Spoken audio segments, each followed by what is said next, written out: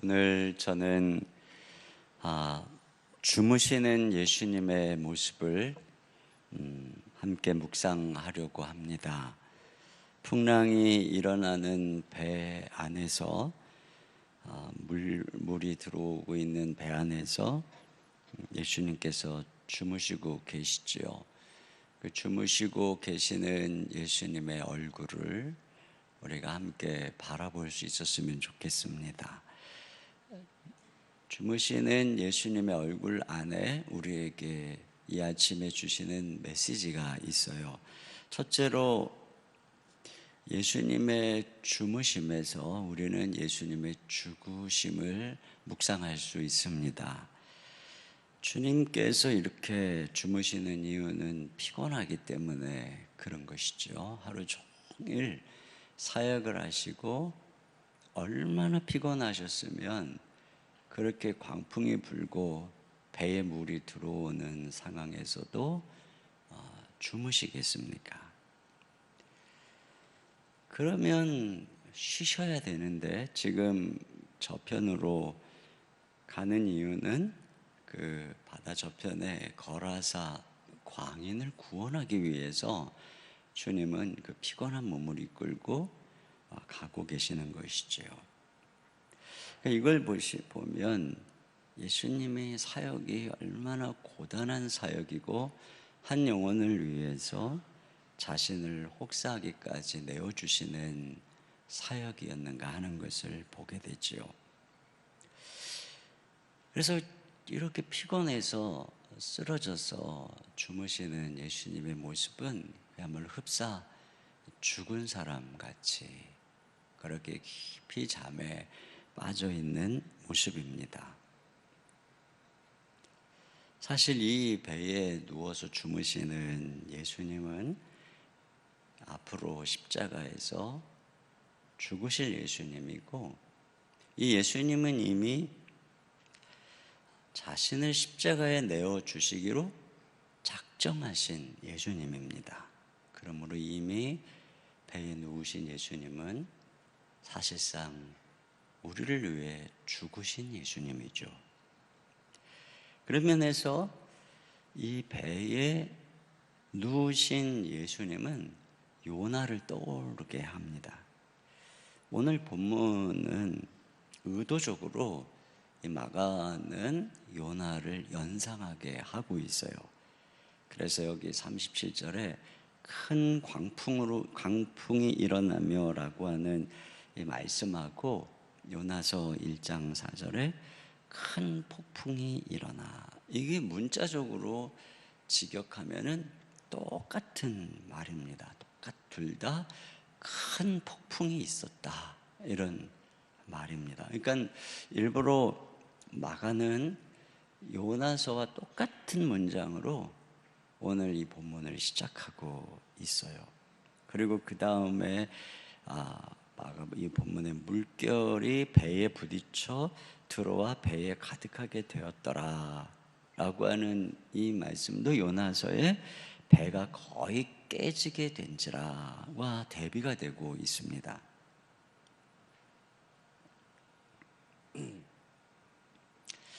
또 38절에 보면은 예수님이 고물에서 배기를 베고 주무시더라 라고 하는 이 말씀과 요나서 1장 5절 하반절에 그러나 요나는 배 밑층에 내려가서 누워 깊이 잠이 든지라는 말씀하고 또 대비가 되고 있습니다.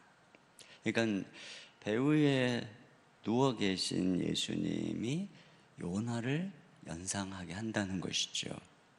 그리고 제자들이 예수님을 원망하면서 깨우듯이 선장도 자는 자여 어찌매뇨 하면서 요나를 깨웠던 것을 우리가 알고 있습니다. 비슷하지요. 주님께서는 실제로 자기 자신을 요나에 비유한 적이 있으십니다. 누가복음 11장 29절에 보면 같이 한번 읽어보겠습니다. 시작. 무리가 모였을 때에 예수께서 말씀하시되 이 세대는 악한 세대라 표적을 구하되 요나의 표적밖에는 보일 표적이 없나니. 그래서 예수님이 십자가에 죽으시고 부활하실 그것을 요나의 표적에 비유를 하셨습니다. 그런데 자, 그때 그 요나의 배를 뒤집으려고 했었던 풍랑이 언제 잔잔해졌습니까? 요나가 바다에 던져질 때, 요나서 12장 1장 12절 상반절 같이 읽습니다. 그가 대답하되 바다에 던지라. 그리하면 바다가 너희를 위하여 잔잔하리라. 혹시 저 뒤에 저 문풍기를 좀 끌 수 있을까 싶어요. 제가 이 바람 때문에 너무 건조해가지고. 요나를 바다에 던지자 풍랑이 잔잔해진 것을 알 수 있습니다. 그러니까 그 풍랑은 요나를 추적하는 풍랑이었고 요나 때문에 일어난 풍랑이었기 때문에 그렇습니다. 우리 인생에 일어나고 있는 광풍은 원인이 어디에 있을까요? 자연이 썽을 내는 것은 사실 인간의 죄로 인해서 이 세상이 저주를 받고 자연이 저주를 받았기 때문에 그렇습니다. 인간을 위협하는 광풍은 분명 자연현상이죠. 그러나 거슬러 올라가면 그것은 죄악의 광풍이고 또 타락의 광풍입니다. 엘니뇨도 그렇고 라니냐도 마찬가지입니다. 이처럼 인생에 갑자기 찾아오는 풍랑, 또 가정, 직장이라는 배를 뒤집어 엎을 것 같은 풍랑들은 본질적으로는 죄악의 풍랑이죠. 인간들의 죄악들, 인간의 불성실, 인간의 실수, 이런 것들로 인해서 만들어지고 있는 돌풍들인 것입니다. 그것들이 요나를 추적하는 광풍처럼 인간을 정죄하고 우리의 죄를 찾아내려고 우리를 추적하고 또 우리의 죄를 고발하는 풍랑인 것이지요. 그 죄된 장본인이 바다에 던져졌을 때야 풍랑이 잔잔해진 것을 알 수 있습니다. 근데 오늘 본문의 제자들이 탄 배의 풍랑은 어떻게 잔잔해졌나요? 예수님이 꾸짖으시는 한마디로 잔잔해졌습니다. 그것이 가능한 이유는 예수님이 요나처럼 우리 죄를 대신 지시고 자신을 죄악의 풍랑에 던지신 분이기 때문에 그렇죠. 요나가 물고기 뱃속에서 3일 만에 나온 것처럼 예수님은 죽으시고 무덤에서 3일 만에 부활하셨습니다. 예수님은 제자들 대신에 죽으시고 부활하신 예수님은 제자들을 위해, 우리를 위해 죄값을 지불하신 분이시기 때문에 주님은 이 세상 속에 죄인들을 추적하는 인간의 타락으로 인한 모든 광풍을 단 한마디 말씀으로 꾸짖어 잔잔하게 할 수 있는 것이죠. 그러므로 우리는 광풍이 성난 파도처럼 우리를 찾아올 때, 그래서 우리 죄를 생각나게 하고 그래서 나를 뒤집어 엎으려고 하는 두려움이 있을 때 내 인생의 배에 누워 계신 예수님, 나를 죄를 대신해서 그분이 성난바다에 자신을 던지신 분이다라는 사실을 우리는 기억을 해야 합니다. 우리가 이 세상에서 이런저런 풍랑이 일어날 때 무서워하는 이유는 본질적으로 우리가 죄인이기 때문에 그런 것입니다. 작은 일만 일어나도 이게 내 죄 때문이야 하는 그런 생각을 하기 때문에, 그래서 마치 내가 모든 죄값을 받는 것처럼 생각하기 때문에 그렇습니다. 근데 오늘 주님이 무서워하지 말라, 이것은 광풍이 설사 나의 죄를 추적해서 온 것이라고 할지라도 이미 내가 너의 죄값을 다 치루었다. 그러므로 그 광풍이 나의 죄 때문이야 하는 그런 생각을 가지고 두려워하지 말라, 이렇게 말씀을 하시는 것이지요. 우리는 오늘 나의 인생의 배에서 그 주님은 지금 이 배에 계신 것처럼 내 인생에 타고 계시는 분입니다. 근데 그 예수님은 어떤 분입니까? 너무 피곤해서 주무실 정도로 그 모습에서 죽으심을 생각할 수 있는, 즉 나를 위해서, 나를 구원하기 위해서 죽으신 예수님입니다. 나를 추적하는 모든 인생의 풍랑과 광풍에서 나를 건져주시고 그걸 잔잔케 하시기 위해서 죽으신 예수님. 그렇기 때문에 이 세상에 어떤 사건과 풍랑이 우리의 죄를 생각나게 하고 나를 정죄하고 나를 무섭게 할 때 우리는 예수님을 바라보아야 합니다. 나를 위해 죽으신 예수님이 내 인생의 배에 있기 때문에 그 어떤 죄로 인한 풍랑도 내 배를 뒤집어 볼 수 없다는 사실을, 우리가 떠오르는 죄가 있으면 회개하면 됩니다. 내 죄값이야 이러면서 불안해하고 떨지 말고 나의 죄를 위해서 대신 저주를 받으신 예수님을 바라보면서 우리가 자백하면 그는 미쁘시고 우러사 우리 죄를 사하시며 모든 불의에서 우리를 깨끗게 하신다라고 하는 사실을 믿고 우리가 주님께 회개하며 용서를 구하며 나갈 때 주님께서는 우리의 배를 잔잔케 하시는 그런 분이라는 사실이죠. 두 번째로 예수님이 주무시는 평안한 얼굴에서 우리는 하나님의 얼굴을 발견하게 됩니다. 예민한 사람은 잠을 잘 못 자죠. 토끼는 깊은 잠을 잘 못 잡니다. 조금만 부스럭거려도 벌떡 일어나서 달려가죠. 하지만 사자나 곰은 완전히 대자로 누워서 잠을 잡니다. 코를 드르렁 드르렁 골면서 누가 부스럭거려도 누가 감히 잠자는 사자의 콧대를 건드리느냐, 이렇게 천하태평으로 잠이 듭니다.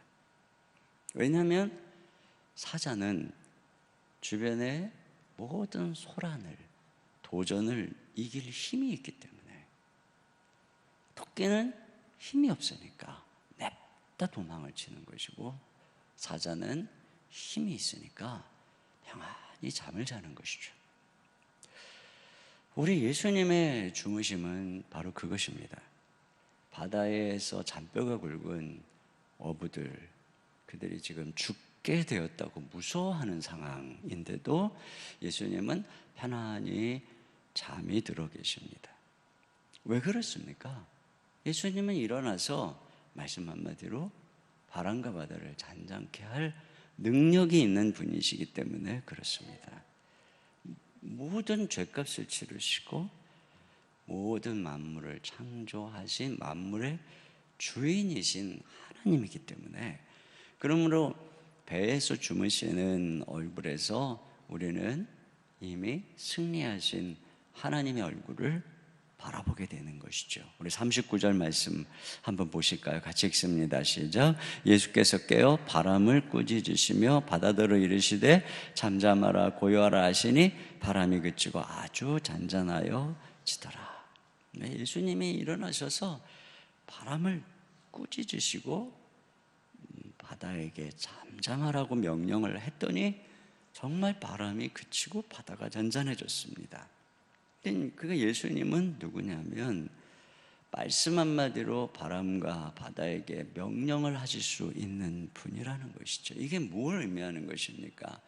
예수님이 모든 피조물을 말씀으로 창조하신 분이기 때문에 그분이 말씀하는 말을 이들이 알아듣는 것이죠. 골로새서 1장 6절을 같이 봅니다. 16절 시작.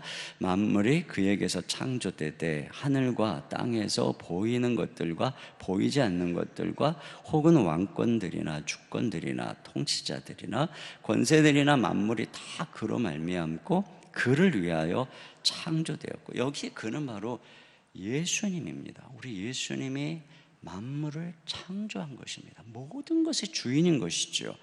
히브리서 1장 2절 하반절에 같이요, 시작.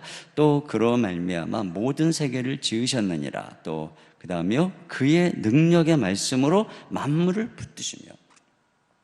백부장이 자기 하인이 병들었을 때 예수님이 고쳐주러 갈 때 그가 와서 주님이 우리 집에 들어오는 것에 감당하지 못하겠습니다.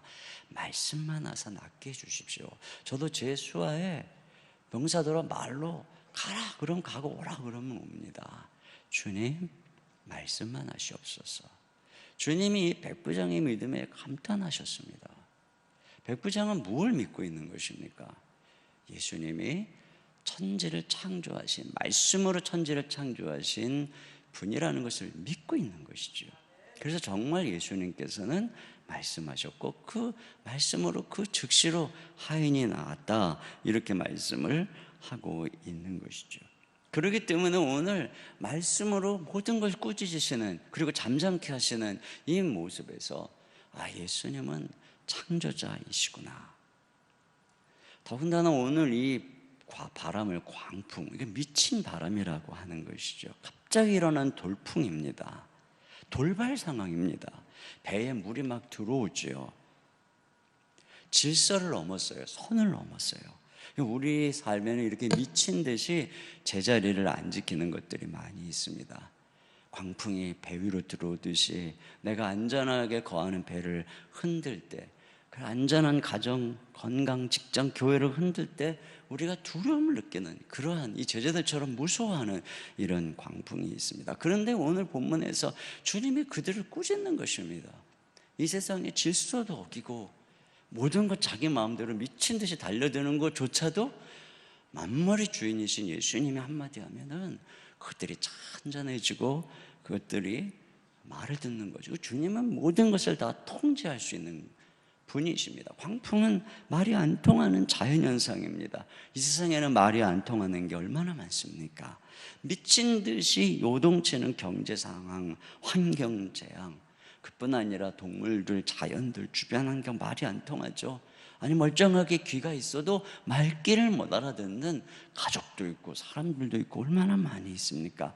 그러나 예수님께서는 통제하지 못할 인생이 없고 통제하지 못할 상황이 없는 모든 하늘과 땅에 있는 모든 것의 주인이시다라고 하는 것을 우리가 알 수 있습니다. 그렇기 때문에 우리 예수님의 말씀 한마디면 모든 것이 달라지고 모든 상황이 통제되는 것이죠. 여기 꾸짖잖아요. 꾸짖는다는 것은 단지 그냥 우리가 꾸짖듯이 그냥 그런 게 아니에요. 이거는 능력입니다.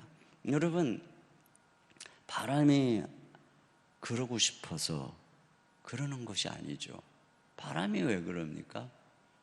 배후에 뭔가가 있으니까 바람이 일어나고 있는 것입니다. 무슨 자연현상, 기압에 문제가 있든지.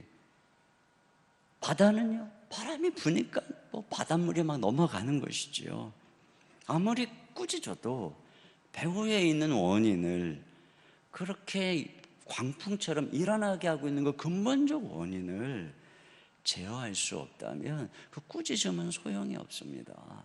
거라사 광인 미쳐가지고 부르짖는데 그 안에 들어가 있는 그 군대 귀신을 내쫓을 수 없다면 그 아무리 뭐라 해도 그 거라사 광인 안에 있는 광기는 잠재울 수가 없는 것이죠.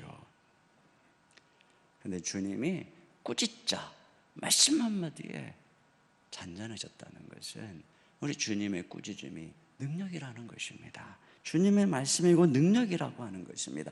모든 것을 제자리로 돌아가게 하는 능력이라는 것이죠. 모든 것이 질서로 돌아가게 하는 능력이라는 것입니다. 왜 예수님이 말씀이 모든 걸 선을 정하셨고 원칙을 정하셨고 원리를 정하셨고 그 말씀이 모든 권위와 질서를 있게 하신 말씀이기 때문에 그 하나님의 말씀이 선포될 때 모든 것들은 이렇게 제자리로 찾아가게 되는 바로 그 능력이라는 것입니다. 창조 시에 땅이 공허하고 혼돈했어요. 그때 하나님의 말씀이 선포되니까 질서가 창조됐죠. 예수님의 말씀이 있는 곳에 이와 같이 질서가 잡히는 것입니다. 공허한 인생 속에 의미가 창조되는 것입니다. 무질서한 삶 속에 질서가 창조되는 것입니다. 이 거라사 광인처럼 옷을 벗고 소리를 지르고 무덤가를 배회하고 집을 떠나서 죽기를 갈구하던 이런 이 광기 어린 인생 같은 이 세상 속에서 주님이 말씀 한마디 하시면 그 속에 평강이 임하고 주님께서 모든 광기를 제거하고 옷도 입게 되고 집으로 돌아가게 되는 일이, 집을 나가서 막 죽겠다고 했던 자녀도 남편도 다 집으로 돌아오게 하는 이런 역사, 이런 모든 것이 예수님 안에서, 예수님께서 계시면, 예수님이 말씀하시면, 예수님이 주인이 되시면 바로 이러한 일이 일어나는 줄로 믿습니다. 교회의 질서도 마찬가지죠. 이런저런 무질서한 모든 상황도 예수님이 주인이 되시면, 예수님이 다스리시면 모든 것들은 다 사로잡히게 되는, 다 바로 잡히게 되는 줄로 믿습니다. 예수님은 이와 같이 말씀으로 모든 광풍을 통제하고 제어할 수 있는 분이기 때문에 평안히 주무시고 계시는 것입니다. 무관심해서 주무시고 계신 게 아닙니다. 다 주님의 손바닥 안에 있기 때문에 주님은 주무시고 계시는 것입니다. 이 땅에 전쟁이 일어나고 핍박이 일어나고 환난이 일어나고 교회가 풍전등화 같을 때, 그때 반모섬에 요한을 하나님의 열린 하늘문으로 불러 올리셨죠. 열린 하늘문으로 올라갔더니 거기에 보좌가 있었습니다. 세상에는 교회가 무너지고 흔들리고 죽어가는 것 같았는데 요한이 올라가서 하늘을 보니 세상에는 교회를 핍박하는 황제가 보좌에 있는 줄 알았는데 요한이 올라가서 보니까 바로 거기에 보좌가 있었습니다. 하나님이 다스리는 통치의 보좌가 하늘에 있었어요. 그런데 그 보좌에 계신 이는 영광스러운 보석처럼 빛나는 모습으로 그 앞에 24장로가 또 천사가 영원토록 하나님을 찬송하고 있는, 그리고 그 앞에 유리바다가 막 고요하게 펼쳐져서 그 모든 것들이 평안과 잠잠함 속에 있는 바로 그 하늘의 보좌를 보았습니다. 여러분, 이게 무슨 의미입니까? 요한은 하나님은, 하나님의 나라는 끝났고 교회는 끝났어, 이런 생각을 했는지 모르겠지만 보좌에 올라가 보니 하나님의 통치에는 하나도 이상이 없었습니다. 하나님은 당신의 능력으로, 그리고 그 옆에 계시는 책을 물려받아서 인을 떼시며 역사를 통치하시는 예수님의 보좌를 보면서 이 모든 것은 우리 주님의 손 안에 있는 것이구나. 이 모든 것은 우리 예수님의 통치 가운데 이루어지고 있는 것이구나. 이 모든 하늘과 땅의 역사는 죽으시고 부활하셔서 하나님 우편에서 모든 권세를 가지신 우리 주님의 손 안에 있는 것이고, 교회는 그 주님의 손 안에 있는 것이구나. 이걸 바라본 것이고, 그 핍박 가운데 있는 성도들에게 이 편지를 통해서 그걸 보게 한 것입니다. 그들에게 보라는 것입니다. 주님은 다스리고 계신다. 주님의 보호자는 저 하늘에 펼쳐져 있다. 바로 그 잠잠한 보좌를 보면서 그들은 이 모든 풍랑도 주님의 손 안에 있고 주님이 다스린다는 걸 믿고 담대히 걸어갈 수가 있었던 것이죠. 여러분, 제자들은 예수님이 편안히 누우신 얼굴을 보았어야 합니다. 양 떼는 목자의 표정만 살피면 되는 것입니다. 천둥이 치고 땅이 흔들려도 목자의 얼굴이 평안하면 양 떼들은 평안한 것입니다. 주변에 늑대가 어슬렁거려도 목자의 표정이 평안하면 양 떼도 평안한 것입니다. 그래서 구약의 하나님의 사람들은 인생이 힘들 때 성소에 가서 기도할 때 하나님이 그들에게 하신 일은 다른 게 아니었습니다.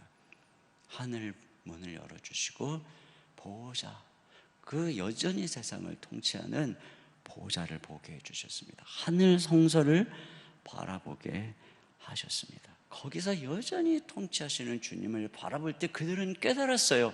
악인들의 운명이 영원한 것이 아니다. 저 광풍 영원한 것이 아니다. 악인들의 운명이 어찌 그리 졸지에 황폐하게 되었는고. 그들은 하나님의 손 안에 모든 게 있다는 사실을 깨닫고 다시 믿음으로 일어나게 되는 것이죠. 우리는 이와 같이 예수님의 얼굴을 바라봐야 됩니다. 평안히 잠들어 누우신 하나님의 얼굴, 날마다 그 얼굴을 묵상해야 합니다. 우리가 누구를 바라보고 사는가에 따라서 기분이 다르죠. 저는 저희 집에 날마다 웃는 아내가 있습니다. 제 아내는 언제나 유쾌합니다. 그래서 저는 아내 얼굴을 보면 참 기분이 좋습니다. 여러분, 사람도 그렇다면 우리가 그 얼굴에서 창조자의 능력, 구원자의 은혜가 날마다 흘러나오는 예수님의 평안한 얼굴을 바라볼 수 있다면, 우리가 어떤 풍랑 있는 환경에서도 그 예수님의 얼굴을 바라볼 수 있다면, 예수님 안에서 우리는 참된 평강과 용기를 얻게 되는 줄로 믿습니다. 그래서 주님을 묵상하는 게 그래서 우리에게 기쁨이 되는 것입니다. 여호와를 아는 것이 힘이 되는 것입니다. 주님을 묵상함이 즐겁도다. 내 영혼 주 안에서 참 기쁘리. 주님을 내 인생의 배에서 평안히 누워 계시는, 통치하시는, 말씀 한마디로 모든 것을 잠잠케 하시는 주님이 내 안에 계시고 나의 주님이시다. 주님의 얼굴을 바라볼 수 있기를 주님의 이름으로 축원합니다. 근데 세 번째로, 제자들의 입장에서 보니까 주님의 주무심은 이 배에서의 예수님의 아주 가벼운 존재감을 보여주는 것입니다. 광풍이 일어나는데, 제자들이 애를 쓰는데, 그냥 무서워서 죽겠다고 원망하면 난리를 치는데 예수님이 주무신다. 제자들 입장에서 보면 예수님을 안 깨웠다는 거죠.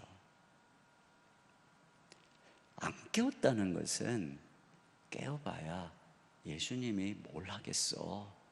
우리같이 바다의 전문가가 이러고 있는데 깨워봐야 예수님이 무슨 도움이 되시겠어. 예수님을 깨우면서 뭐라 그래요? 선생이요. 그들에게 있어서 예수님은 선생입니다. 랍비입니다. 좋은 교훈을 이야기해주는 선생입니다. 그러니 여러분, 선생이 바다에서 무슨 도움이 되겠습니까? 목사가 말씀 전할 때에 도움이 되지만, 목사가 바다에서 풍랑이 일어날 때 무슨 도움이 되겠습니까? 그렇게 생각하고 있는 것입니다. 자기 생활의 현장에서는 자기들이 전문가라는 것이죠. 그래서 여기 보면 배에 계신 그대로 모시고 갔다. 예수님께서는 아마도 이 배에서 말씀을 전하고 있었습니다. 가끔씩 주님은 배에서 강단 삼아서, 그러다가 말씀이 끝났는데 배에 계신 그대로, 그리고 주무시는 것이죠. 이걸 가만히 생각해 보면 그 주님이 배에서 강단 삼아서 말씀을 전하는 말씀 사역을 할 때는 예수님이 주도적이었습니다. 그래서 하나님의 나라에 대해서 앞에 보면 가르치셨습니다. 그 집회 현장이었죠. 거기서는 예수님이 주도적이었고 다 제자들도 주님의 말씀을 들었습니다. 그러나 이제 예수님을 주무시고 그 배를 몰고 바다 위로 가는 그곳은 자기들의 주 무대요, 자기들의 생활 현장입니다. 근데 그곳에서는 예수님이 주무시는 분인 것입니다. 안 깨웁니다. 교회에서는 하나님의 말씀이 나의 삶에 또 예수님이 내 삶의 주인인 것 같은데, 이 교회 문을 나서서 삶의 현장에서는, 풍랑이 일어나는 현장에서는 전혀 신앙과 별개의 삶을 살아가는 것처럼 제자들의 삶이 그와 같습니다. 여러분, 기도하지 않는다는 것은 믿지 않는다는 것입니다. 기도한다는 건 주님을 깨우는 거죠. 근데 기도하지 않는다, 내가 그 삶에 주님이 그저 선생 정도라고 생각하기 때문에 믿지 않는 것이죠. 그러므로 기도는 우리가 주님을 얼마만큼 믿는가에 대한 정확한 바로미터입니다. 그들이 거의 죽게 되니까, 이렇게 자기들이 할 바 다 하다가 뭐가 안 되니까 지푸라기도 붙잡아보자는 심정으로 예수님을 그제서야 깨우고 또 원망하면서 그렇게 깨우고 있는 것을 보게 되죠. 대부분의 사람들이 이 단계에서 주님을 깨웁니다. 하다 안 되니까. 이게 바로 우리의 완악함이라고 그래서 이게 불신앙인 것입니다. 이게 주님의 존재감인 거예요. 그 삶 속에서의 존재감. 그래서 주님이 일어나셔서 뭐라고 그럽니까? 여기 40절에 보니까 어찌하여 이렇게 무서워하느냐. 여러분, 광풍이 불어서 배가 막 흔들리면 무섭죠. 바다에서 잔표가 굵은 그들이 무서워할 정도면 실제로 심각한 사태고, 근데 주님께서 이걸 몰라서 어찌하여 무서워하느냐고 하는 게 아니죠. 바로 그 다음에 연결해서 뭐라고 그랬어요? 너희가 어찌 믿음이 없느냐, 이렇게 말씀을 하고 있는 것입니다. 너희가 나를 믿는다면 너희를 위해서 십자가에 모든 너희를 추적하는 광풍을 대신해서, 이 세상의 죄악의 풍랑을 대신해서 대신 내 몸을 던진 너를 위해 죽은 나를 믿는다면, 이 세상을 말씀 한마디로 통치하는 나를 너희가 신뢰한다면 너희가 어떻게 그렇게 무서워하며 호들갑을 떨고 있느냐. 그들은 무서워하며 원망하면서 호들갑을 떨 것이 아니라 믿음으로 깨웠어야 되는 것입니다. 주님은 여기 보니까 깨우니까 일어나서 잔잔케 하시잖아요. 깨우기 전에는 안 일어나시는 거예요. 거의 죽게 되고 물이 들어오고 침몰 직전인데도 주님은 이게 스스로 일어나시지 않잖아요. 우리가 깨워야 되는 것입니다. 우리가 초청해야 되는 것입니다. 우리의 그 삶의 현장에 깨워야 되는 것입니다. 그리고 주님께서는 우리가 깨우는 만큼, 인정하는 만큼 나타나시는 것입니다. 범사에 그를 인정하라, 그리하면 그가 내 길을 지도하시리라. 주님께 우리가 인정하고 맡기면 주님은 그 자리에서 주인이 되시고 우리의 삶을 이끌어 주시는 것이죠. 그러므로 우리가 기도한다는 것은 우리가 기도의 그 모든 영역에서 우리가 기도가 이루어지는 영역만큼 우리는 예수님을 깨우는 것이고 예수님을 인정하는 것이에요. 하나님께 나가는 자는 반드시 그가 계신 것과 그가 자기를 찾는 자에게 상 주시는 이심을 믿어야 할지니라 그랬습니다. 우리가 하나님께 나간다는 건 기도하는 것이죠. 근데 그럴 때는 뭐가 있어요? 계신 것과. 근데 이게 단지 그냥 존재론적으로 살아계시다는 의미가 아닙니다. 내가 고민하는 그 문제 위에 주님이 계시다는 것과, 그리고 내가 그분께 나가면, 깨우면 나에게 상 주시는 분이시다, 응답하는 분이시다, 이걸 믿는 것입니다. 그렇기 때문에 기도하는 거예요. 그렇기 때문에 늘 하나님의 사람들은 주님께 나아가는 것이지요.